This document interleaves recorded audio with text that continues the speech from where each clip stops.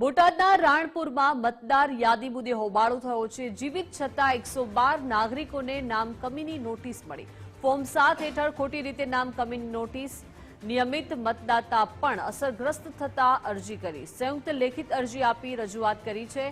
વાંધા અરજી કરનાર વ્યક્તિ સામે તપાસની માંગ, રદ નાગરિકોના નામ યથાવત રાખવા પણ માંગ કરી છે। મતદાર કચેરી દ્વારા યોગ્ય કાર્યવાહીની ખાતરી આપવામાં આવી છે।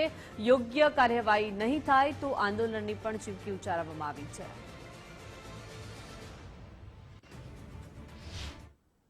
બીસીઆઈની જે વેબસાઇટ છે એમાં અમુક અરજદારો દ્વારા મતદારો સામે વાંધો રજૂ કરેલ છે।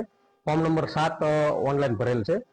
એ વાંધા સુનાવણી માટે અમે જે ફોર્મ નંબર 7 રજૂ થયા છે, શિફ્ટિંગ, મરણ અને અન્ય કોઈ કારણોસર, તો એ ફોર્મ નંબર 7 ની બીએલઓ મારફત તપાસ કરાવશું અને ખરેખર સાચી વિગત શું છે એની પૂરતી ખરાઈ કરાવશું।